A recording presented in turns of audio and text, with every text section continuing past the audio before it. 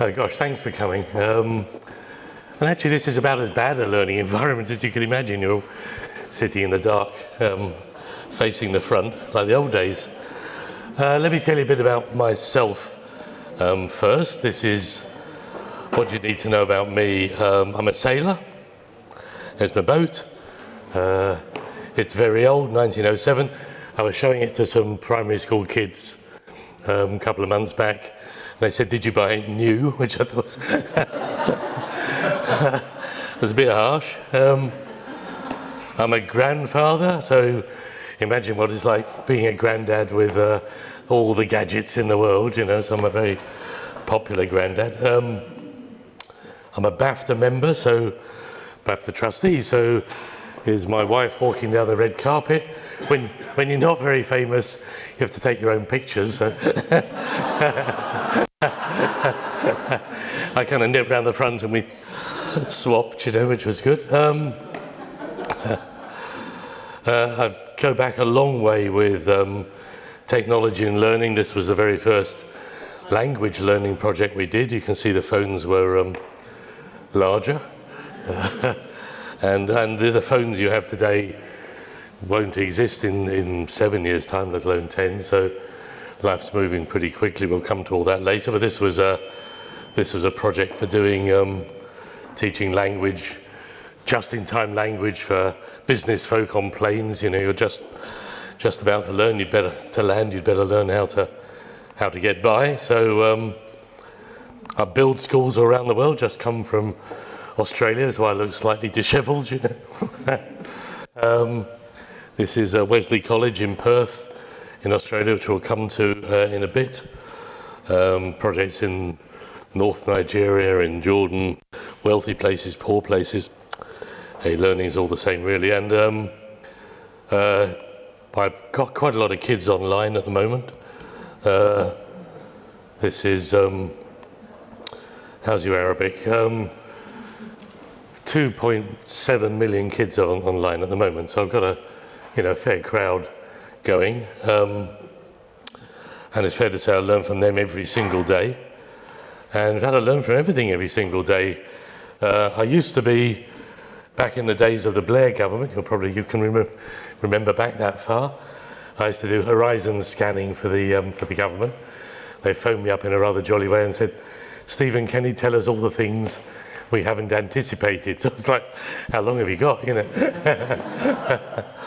And it turns out it wasn't long enough. This was, we were looking at what would the country do if other countries found artificial ways of enhancing cognitive power. You know, if Singapore had a brainio in the water, we're putting fluoride in to save teeth. If they put something in the water to make children brainier, what would our response be, you know?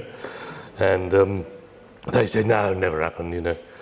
But as you know, I think in Oxford University currently, 1 in 4 children are taking some sort of psychopharmacological enhancement, and it's higher in the States. So, oh, here we are, we're there now.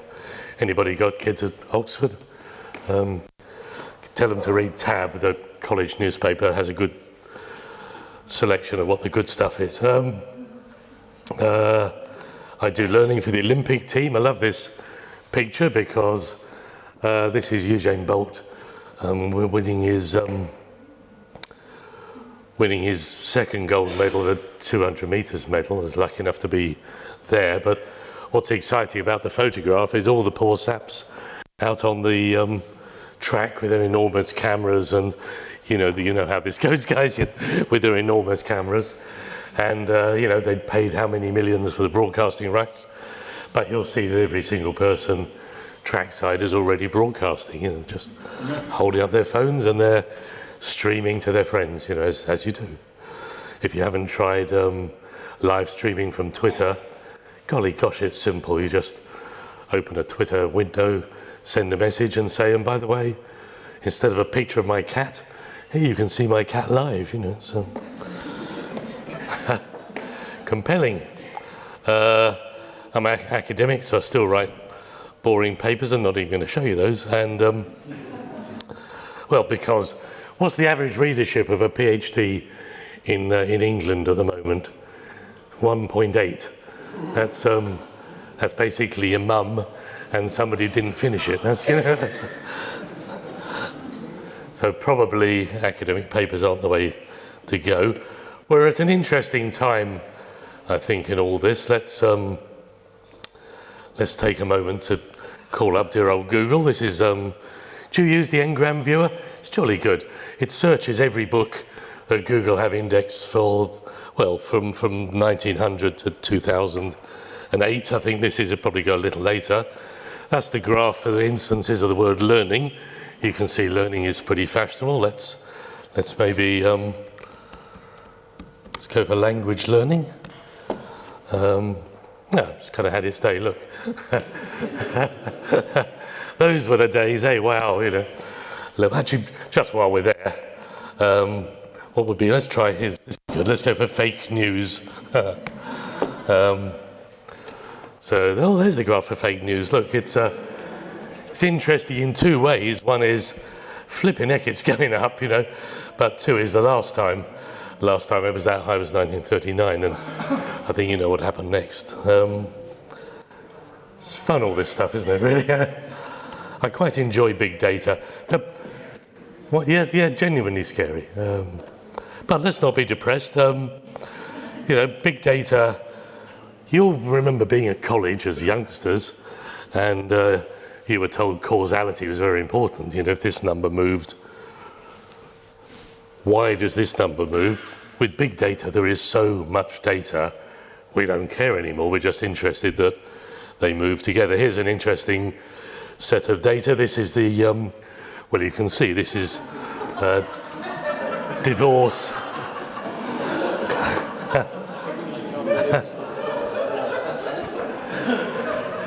What you might take away from that is, you want to save your marriage, get butter on the way home, probably, you know.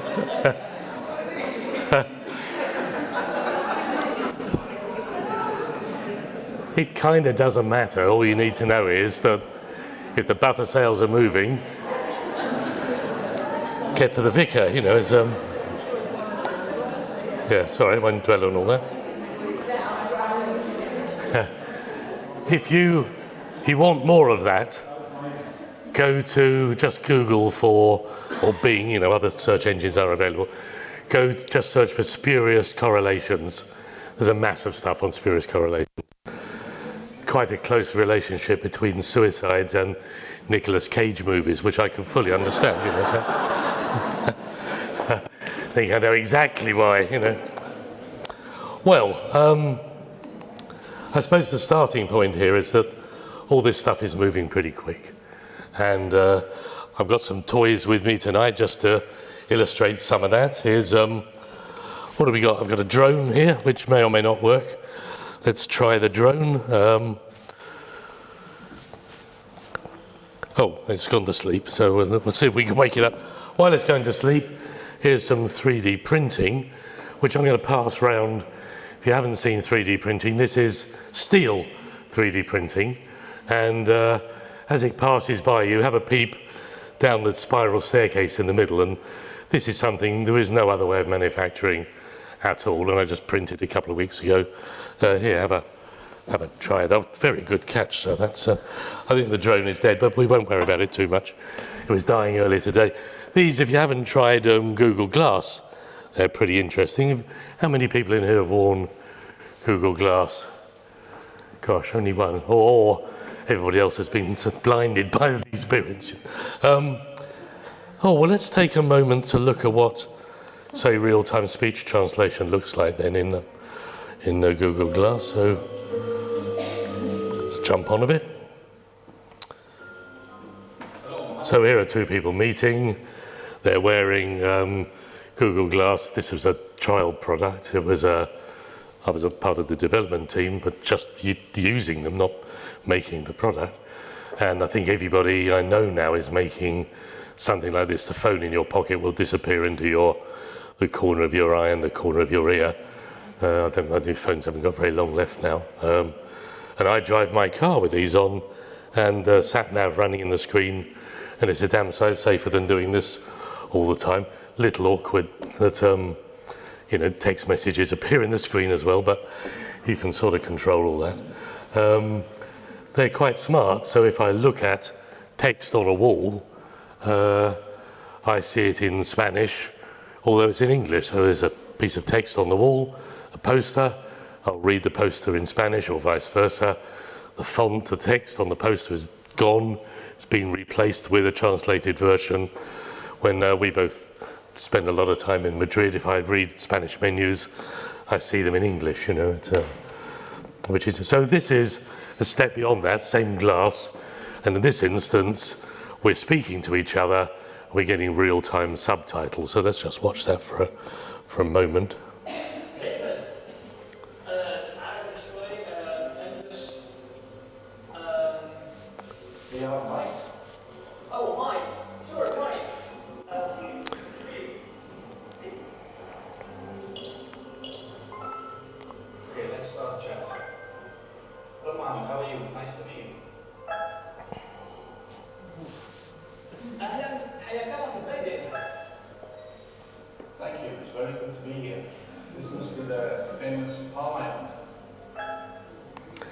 Jolly convenient that there's that big black panel in the room, So clearly the technology's got a little way to go yet, because you've got somebody running around the panel trying to...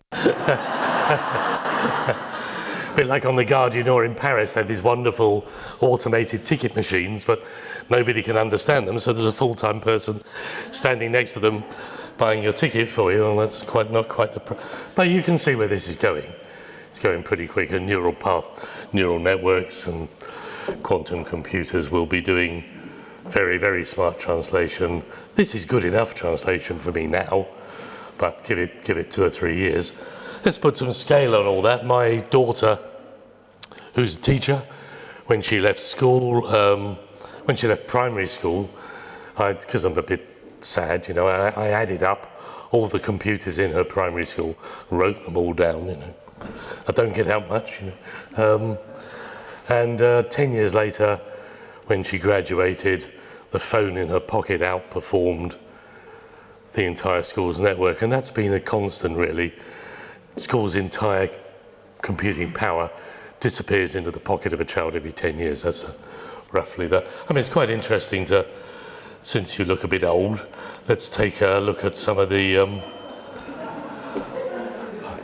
I was part of the Science Museum's Gallery of Modern Communication. Hey, look, here's the Queen, dear old Madge, with a bouquet made up of computer punch cards. And normally, if she gets a bouquet, she hands it to her bouquet person. I don't know what they call bouquet person in waiting, perhaps, But this one she hung on to because she's quite geeky. I had a video conferencing right at the beginning of video conferencing. She was pretty good, and she was very early into email.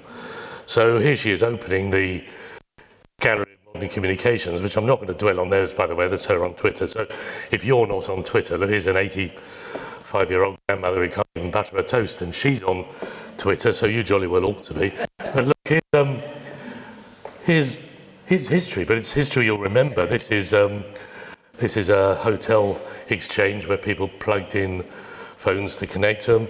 Some of you might remember phones that I'll give you a ring, let's dial a number. This was Google's preview bike when they said, let's take photographs of every road in the world. All right, get a bicycle. This is how they started with a Street View bike. This is Morse. This one is proper interesting. We went to Cameroon and bought, and there was a stall in the market in Cameroon, and the stall was this. And the Science Museum folks said to the man who was running the stall, we'd like to buy something from your stall. And he said, what?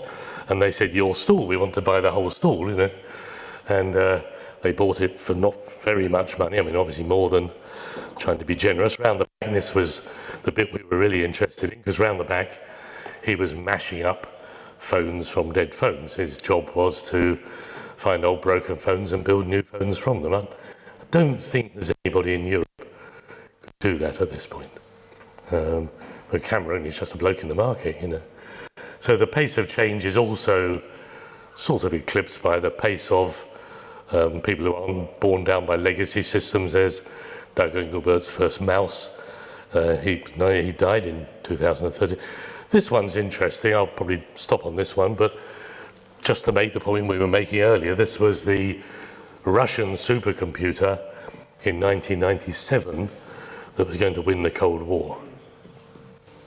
And my Apple iPhone 7 Plus comfortably outperforms that supercomputer now by some distance. So, you know, pace is all I'm saying, really. It's scampering along, isn't it? And you'll enjoy this one. I was in a classroom the other day, and quite a big class, about 80 kids in there, as is the modern way, you know, it works better. And two boys, mixed age class, 3 years together, a couple of boys over there who had been watching a video of giraffes swimming in a swimming pool.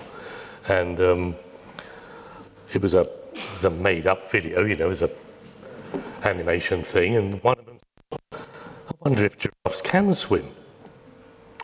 So they didn't do anything other than point to a girl on the other side of the class and say, Amelie, can giraffes swim? And Amelie, this was Amelie, just raised her wrist and said, Siri, can giraffes swim? And there was the answer, you know. Check it yourself when you get home. So, you know, kids are very, very adept, very quick at getting to terms with all this. I think universities probably aren't. I'm rather fond of this. I took this photograph in a university. I won't name the university because I don't want to embarrass the University of Central England, but this is their innovation room. I love the idea. You have an innovation room, you know. And look, by golly gosh, it's timetabled, you know. So, yeah, right? In there for innovation now, you've got 40 minutes, you know. And cutting edge stuff, as you can see, like, wow, you know. Your brain would be bubbling, wouldn't it, at that point? Or here's, I rather enjoy this, is Delaware University, who, do you remember when Second Life came out, all those 3D avatars and people running around? And I love the fact that Delaware, with all the power of that technology, managed to recreate the lecture room, you know, it's like only slightly less comfortably than a real one, you know, the benches without cushions, you know. Oh, here's the future, right here, you know. It turned out to be an island full of PDFs. What does PDF stand for? Pretty dull format, you're right, exactly. So pace, pace, pace, this is scampering along, and that gives us some challenges. Let's think about what those challenges might be. Well, one challenge, I guess, is with policy. I got asked by the Westminster government here, they said, Stephen, these things, they said this was Michael Gove for schools, David Willits for universities, Matthew Hancock for industry, and they said, mate, can you do this? Can you read that from the back? Cool, if you can't move, you know, but I mean, it's you know, the nicest bit was down here at the bottom. They kept saying, and by the way, it needs to be fun. You know, this is Michael Gove. And in fact, he said it 3 times, and on the 3rd time I said, Michael, if you say that again, I'm going to have to hug you, and that'll be both our careers gone, you know, so calm down, you know. But it was an interesting challenge, and we looked very hard at the future of learning. We were pretty clear that this was it. For a year, I had a big team of people, and it's worth just investigating some of the small details here. We're going to go global with learning, for sure. What do I mean by that?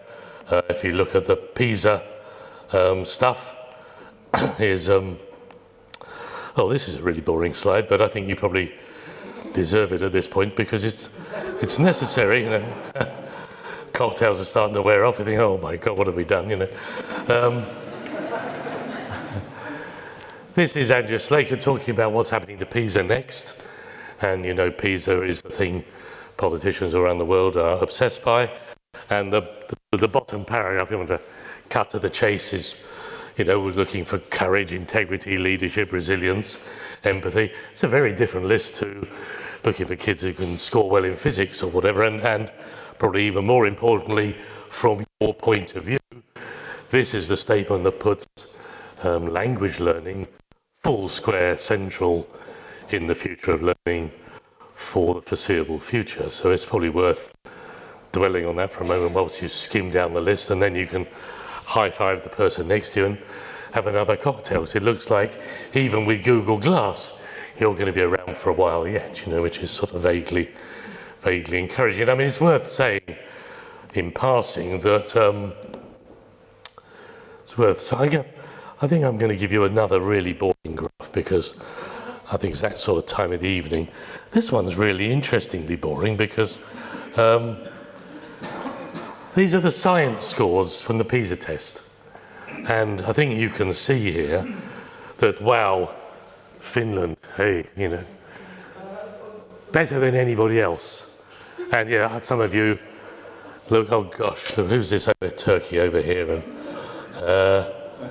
oh look, Brazil. But hang on a minute, what's the other axis here? So the Finnish kids are really, really, really good at science, but they're really bad at, indeed the worst at, just being interested in science at all. So what you see here is a fairly depressing, oh, let's just test this out. Who in the audience has got a Nokia phone with them right now? Well done, bravely done. Say again? Yes, yeah, yes, thank you. Well, there's just one. If I'd have asked that question 10 years ago, the whole audience. And the reason, and it's a dumb phone, you're right, it's not a smartphone. I have one as well, not with me, but in a box, you know. But the reason is kids in Finland didn't want to use their science. I mean, you might, just in passing, you know, who's this up here? Mexico, Brazil, kids fascinated by science and with a pretty healthy illegal drugs industry too, if you think about it. So they're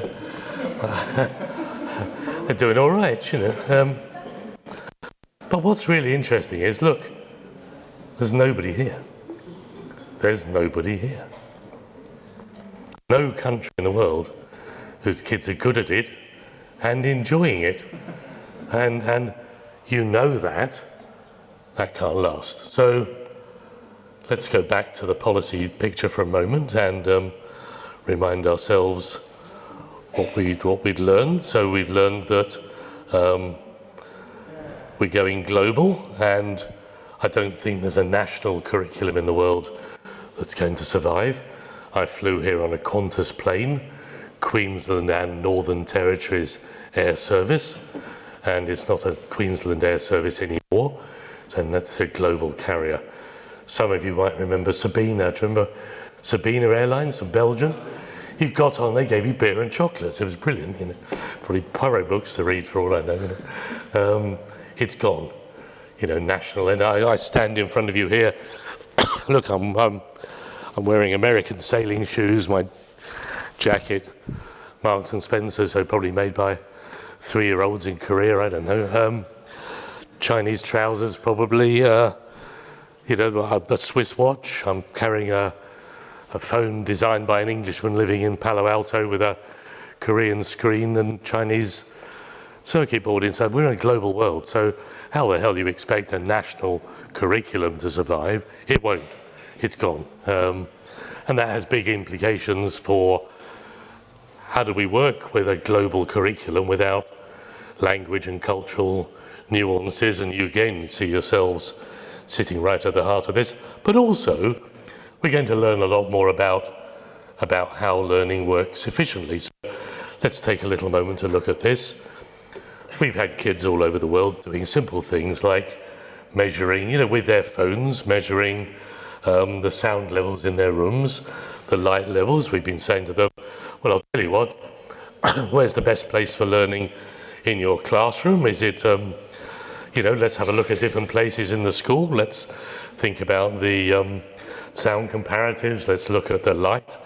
Let's look at, look, here's the central staircase. It's really noisy. What could we do to improve the central staircase? We could do this. Here's a group of children walking up and down stairs, videoing their feet, and the chap at the top with an iPad, and he's running a decibel meter, and he's realized, as they've realized, that if you walk heavily on your heels, which is very loud, if you walk, I can stamp as hard as I like on the front of my feet, and the suspension of my ankles, changes everything. So, or they found one of the rooms, the chairs were spectacularly noisy. So teachers, of course, would say, move those chairs quietly. Children would say, make the chairs quieter. Let's have a look at what that looks like. Here we go.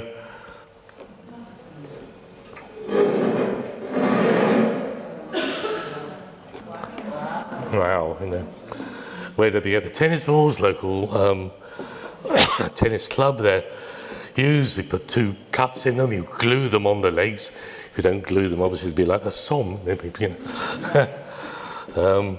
So then we started thinking, well, this is really interesting.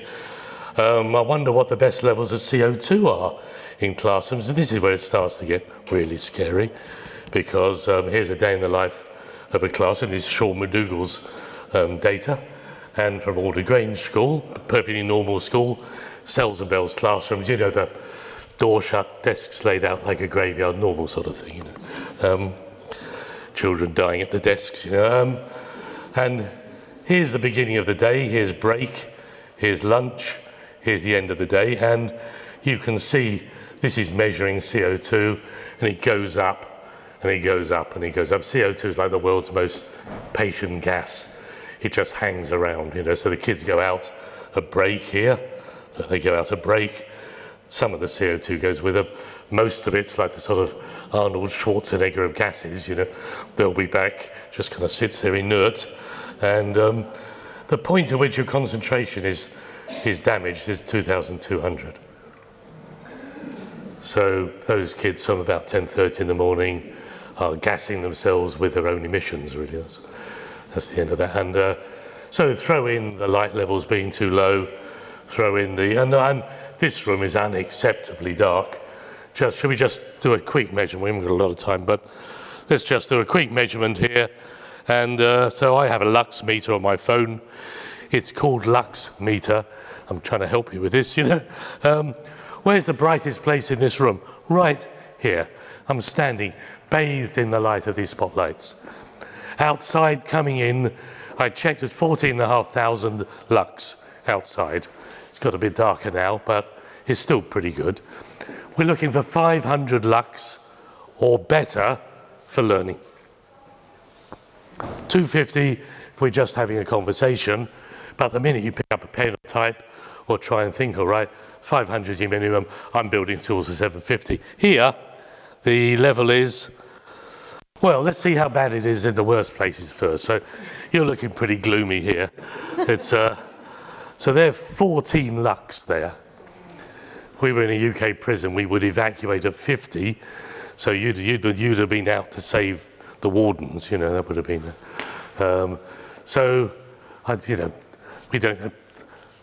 Here we are. Let's see how good it can be. Wow, 83. So there's not a square foot in this room that's good for learning.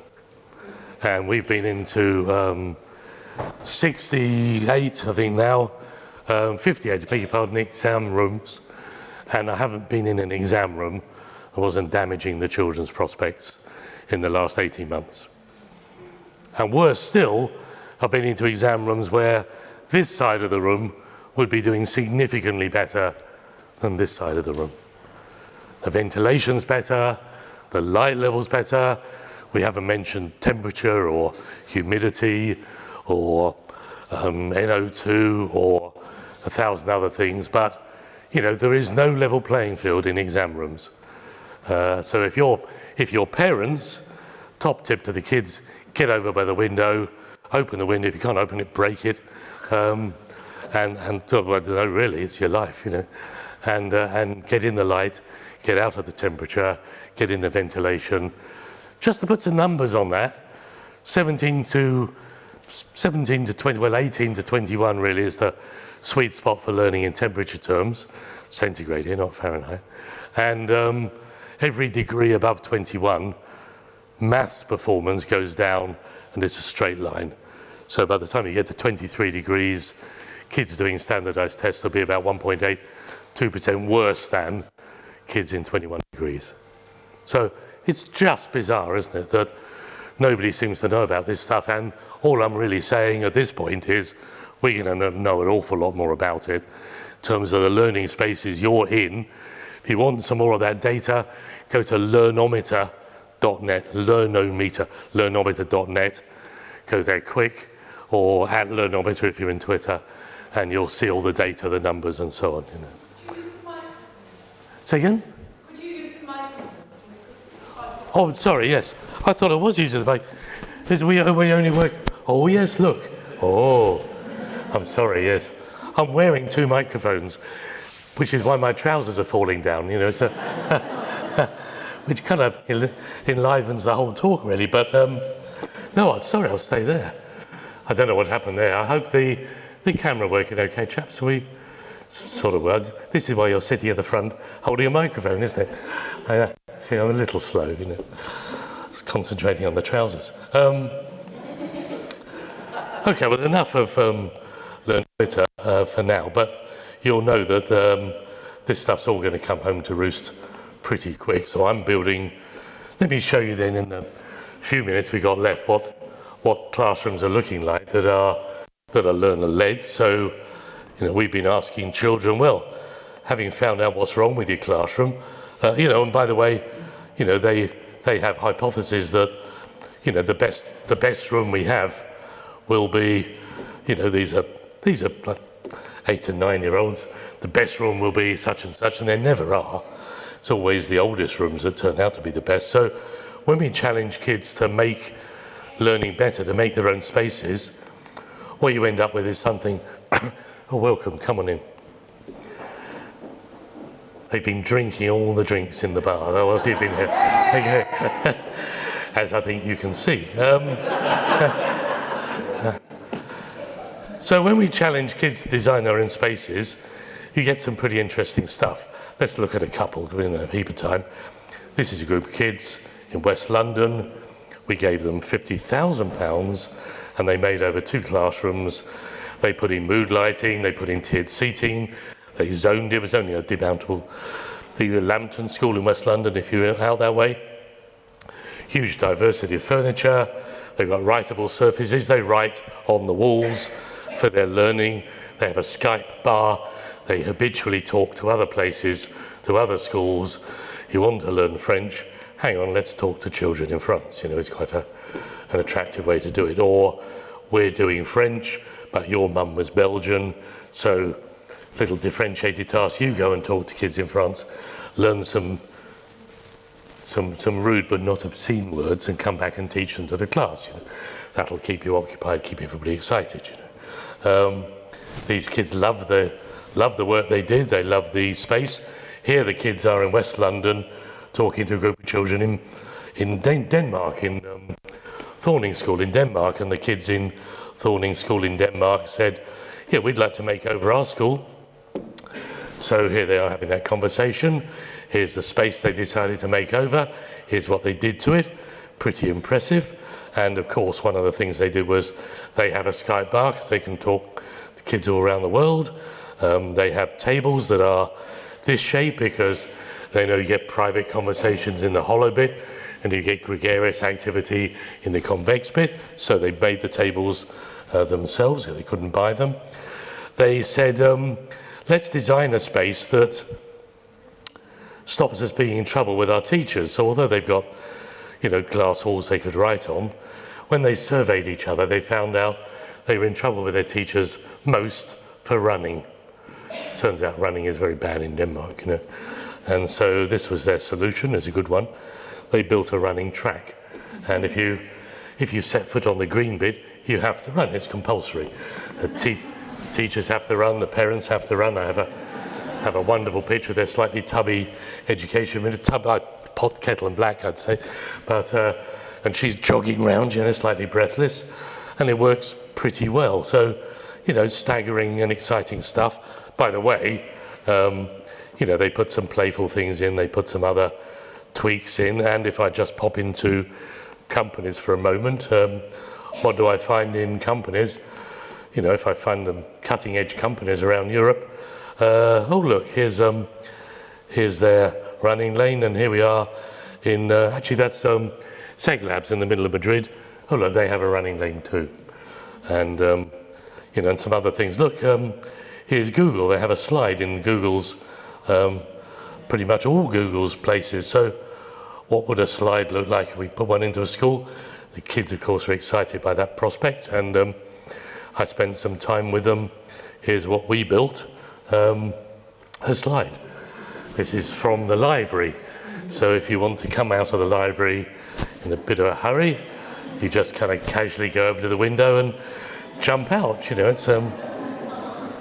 It's pretty cool. Here's the staff development, which a lot like tonight really consisted of drinking a lot and jumping out of the window. Did you tell them about the way down tonight? Have you done that? What it did, of course, was more than just be playful. This is voice and vote. This is children having a voice in what their spaces might look like. And what happens when we challenge them to do something quite ambitious? This is a group of children well, let's just take a moment, just pop into, why wouldn't we do that? Let's go into, how are we doing for time? We've got 5 minutes or so left, haven't we? So let's just nip off into Madrid for a moment, and let's go and have a look at, so this is a group of schools in Madrid who made over their own learning spaces. I'm guessing you want the English version, but here they are, look. This was, so you think, well, what did they do? Let's have a peep at what they did. These children were, these children were given a little bit of money to make over their classroom. They designed this table in the middle, like a sort of, Chinese restaurant table. There's a bar here, you can stand at or sit on stools. You write on all the windows, you write on all the walls. There's a collaborative family learning table here. There are screens all over, it worked pretty good. This class, we only gave them 500 euros. If you were in the lunchtime session, you'll know that when they launched the space, they gave us back 100 euros. But one of the things they wanted in their space was an interactive table. So hang on a minute, they've only got 500 euros. They only spent 400. Interactive tables are way more than that. But these are kids, and they're 10 and 11-year-olds, so they're smart. So they, it's not my trousers, don't panic. I wish I'd got that much money in them.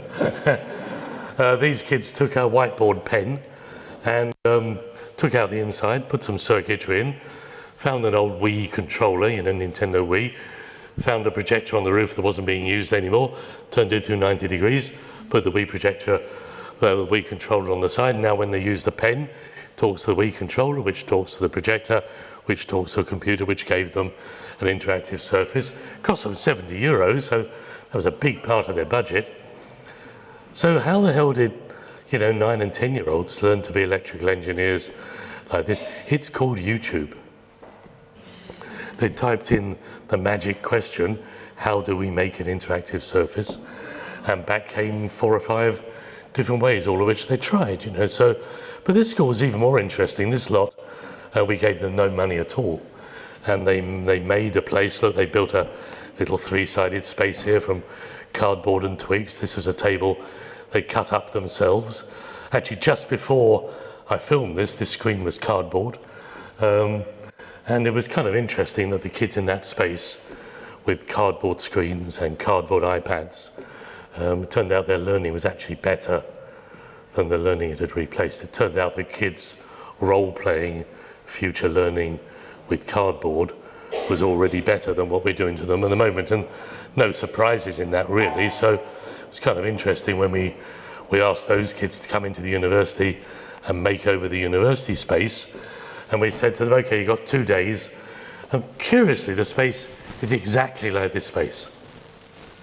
You've got these same tension beams, the same vaulted ceiling, and we said, okay, from your experience and from your research, make this over for learning, and this is almost the last thing we're going to see. This is what they did. I love this. This was an amphitheatre kind of bank at the back, and they said, that'd make a great theatre. How far from the tiered seating can we walk? And they said, well, that's easy. So one of them sat on the tiered seating, another one walked backwards, doing a kind of Spanish soliloquy, you know, and when the person on the seating couldn't hear them anymore, they walked forward a couple of meters and drew a line, so that'll be it. You know, this is very pragmatic, you know. Then they went about building the space themselves. I gave them a lot of cardboard. I wouldn't let them touch the wiring. That's me trying to not be electrocuted. And this was the space. Look, it's just like this one. And here they are building. They said, we want a harkness table. We like to work collaboratively. We want those hollow edges. We want those convex edges. They literally sat at it and just drew lines. That'll be hollow enough for 3. You know, they said, we want to do some direct instruction. We'll need a glass wall. There's the glass wall, you know. And they're going to have a presentation zone. Let's practice presenting.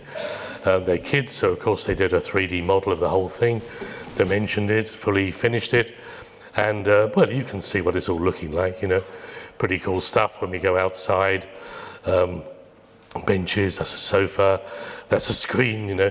When they go outside, they want this wall to be writable, they want this to be that size. They said, well, look, we're kids. When we sit under the tree, we'll want power under the tree. The university got a quote of about £250,000 to make over the building. We got a quote from shop fitters to make the kids' cardboard space, €26,000. It's kind of significant. So all I'm sort of saying here is, really briefly, 3 things. One is technology is changing the world you're in. I mean, dramatically. You don't have time to pilot anymore. You have got time to decide who you're going to trust and who you're going to trust better than children. Secondly, the science of learning is suddenly real. We understand it. We can stick people's heads in functional MRI scanners, ask them to do some language and see what lights up. Curiously, it's the same bit of their brain that does maths. I don't know if you knew that. Thirdly, we've got ideas all around the world from people who are saying, yeah, we know how all this works, try what we're doing. So, you know, schools all over the world have built those writable surfaces that we've seen that are made from There's Eton, posh school in England, writable surfaces, kids everywhere just writing on their surfaces wherever you go. And look, you know, and just doing conventional stuff on cupboards, on glass, on walls, these kids are doing French grammar, funnily enough. But what's interesting about it is the big kid is pretty good. So she's now walking around advising the others. There's no hiding place when you're sitting in front of a wall. You know, if you're having a lazy day and you're a bit stuck and you're really good at it, you know who to help and who to kick. And you don't say, you're stuck, you're a fool, you say, how can I help? And kids share their mutuality, their collegiality with a vengeance in this. And last thing to show you really, and then we should stop. You know, one of the things I've learned a lot from working with the Olympic folk is that people help each other a lot. You know, here's people trackside, London Olympics. Can you tell me who the coach is and who the athlete is? I don't know. They're just looking at a tablet and swapping advice for each other. So if I go to here, this is a lovely little moment of cheerfulness. This is a project I'm doing with UNICEF. We've said to kids in the refugee camps in Jordan, Syrian kids, we said, tell you what, here's a challenge. See if you can build a better hat. See if you can make a more interesting football.